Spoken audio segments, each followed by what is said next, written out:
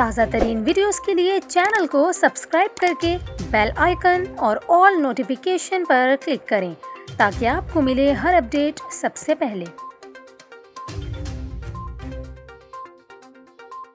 اور ابھی آپ کو خبر دیں، سیالکوٹ گیریجن میں شارٹ سرکٹ کے باعث گولہ بارود کے شیڈ میں لگنے والی آگ پر فوری طور پر قابو پا لیا گیا ہے۔ اس واقعے میں کسی جانی نقصان کی اطلاع موصول نہیں ہوئی۔ اس سے قبل سیالکوٹ میں کینٹ کے علاقے میں متعدد دھماکوں کے حوالے سے کچھ افواہیں گردش کر رہی تھیں، تاہم اب پاک فوج کے شعبہ تعلقات عامہ ISPR کی جانب سے جاری بیان کے مطابق سیالکوٹ گیریجن میں گولہ بارود کے ایک گودام میں شارٹ سرکٹ کے باعث آگ لگی، جس پر قابو پا لیا گیا ہے۔ بیان میں بتایا گیا کہ آگ لگتے ہی فوری کارروائی کی گئی اور نقصان کو فوری طور پر روکا گیا۔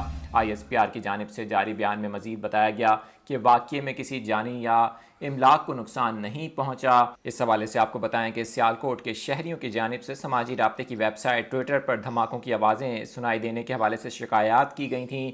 بعد ازاں سوشل میڈیا پر متعدد ویڈیوز بھی گردش کرنے لگیں جس میں آگ بھڑکتے اور دھوئیں کے بادل اٹھتے دیکھا جا سکتا ہے۔ مختلف ٹویٹس میں مقامی افراد نے دعویٰ کیا تھا کہ آگ کینٹ کے علاقے میں کسی اسلحے کے گودام میں لگی ہے۔